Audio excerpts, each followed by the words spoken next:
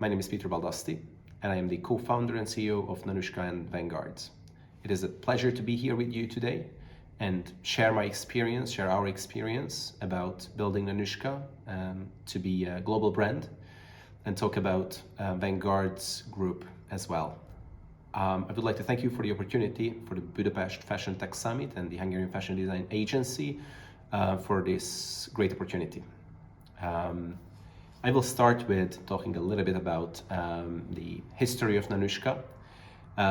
So we have 10 minutes. I will try to be very concise. Nanushka was founded in 2005, more than 15, almost 16 years ago, when Sandra returned from London after graduating at London College of Fashion. And the first kind of 10, 11 years of the brand have been pretty slow in terms of growth and in terms of international success. Although Sandra's creative talent has been there since day one, but she lagged, and the company, Nanushka, lagged certain elements that will very necessary to build a successful fashion brand. And today I'm trying to share a few of those critical factors that I hope will help you to understand what it takes to build a fashion company and how you could embark on this journey. Fast forward from 2005, in 2016, I joined the business alongside with GB Partners, Exim Fund, and we started building Nanushka to what it is today. Although Sandra's creative talent has been there all along the way, we needed to tackle all sorts of business issues to put the company on a sustainable growth track. A little bit jumping to the next major steps, we opened Nanushka's Budapest flagship store in the beginning of 2018, and we more than doubled the revenue every year. So Nanushka's first rapid growth started in 2017, where we doubled the 1 million euro revenue from 2016.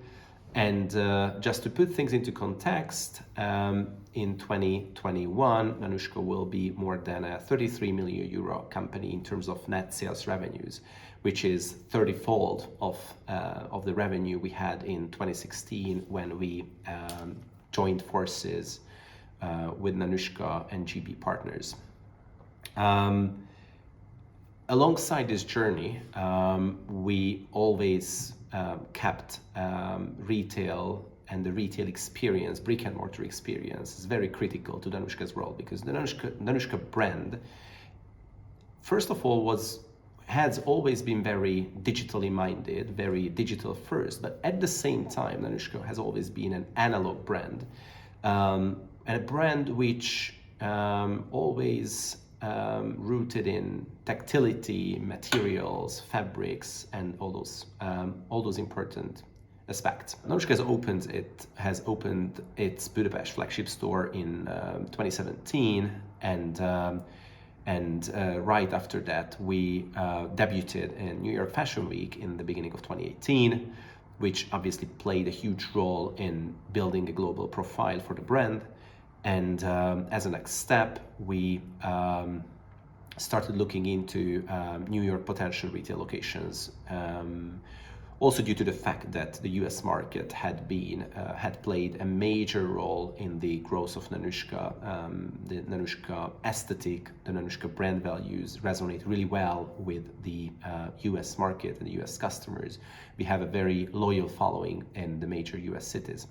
So we started looking into New York retail opportunities, and we opened a store in the end of 2019.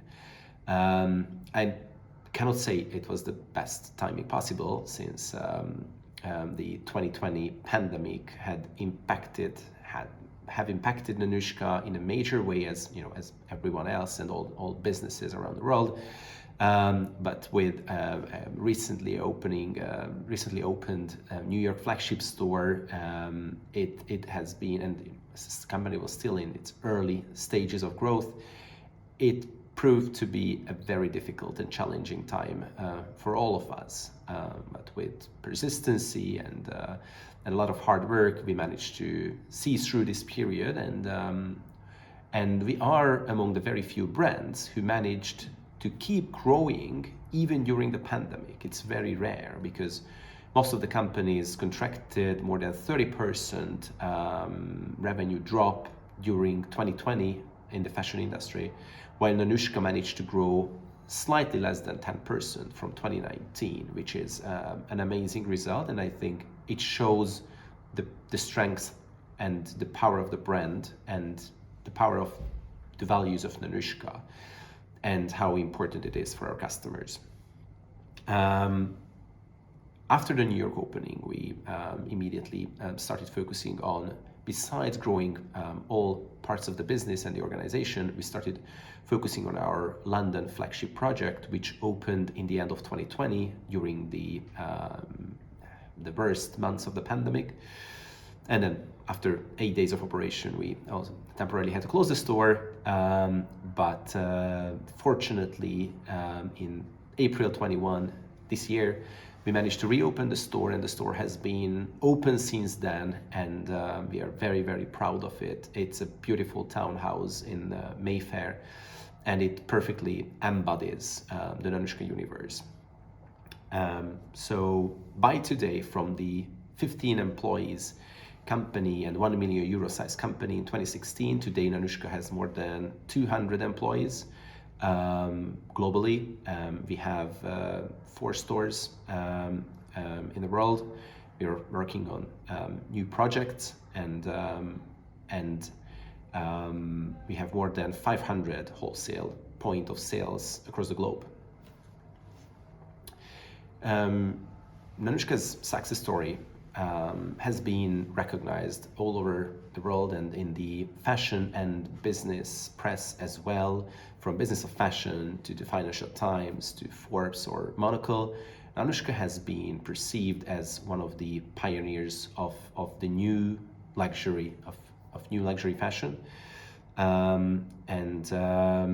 It obviously helps a lot for us to think globally and be even further ambitious for our new projects and next undertakings. A few words about our global presence.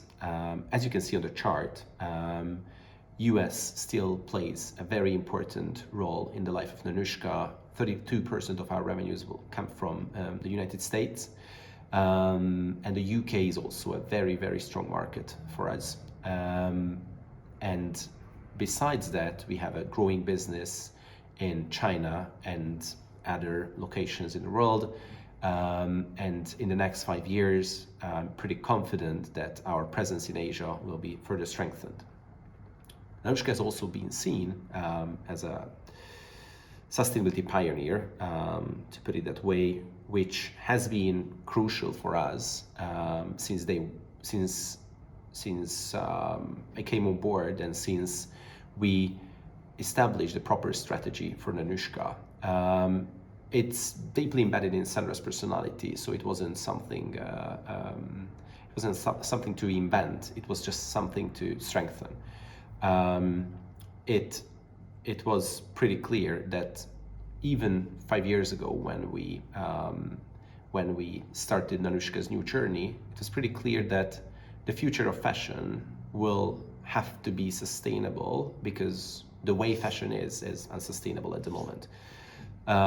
So we were very early on experimenting with sustainable materials. We were very early on in establishing a sustainability team and department within the company. And thanks to this, Nanushka has been in the forefront of sustainability and responsibility. Although I have to admit that Nanushka is not 100% sustainable business, will never really be, because our goal is to grow the company, but our goal is to grow the company in a responsible, sustainable way, and hence we are doing our best to minimize our climate impact and build a company as sustainable as possible. Also, You might notice that Nanushka has been a celebrity favorite brand. I have to note that we have never paid for any celebrity features in the history of the company, and we'll keep, we plan to keep it that way. It's for us, first of all, it makes us very proud. Secondly, it makes a huge difference because the celebrities who choose Nanushka, they choose it because they like it and they are happy to wear it. They are proud to wear Nanushka, and that's something that makes a big difference compared to paid partnerships. So this is a critical success factor in the story of Nanushka, and it will definitely keep being that. As I've just explained to you, we have a global presence now. So we have a store in New York, we have a store in London, and we have a flagship store in Budapest. But besides these beautiful stores in these global capitals, global cities, we are on the journey to open further retail locations across the globe. The two next ones are Miami and Shanghai in 22, which will, I think, make Nanushka an even more global and stronger brand on the market.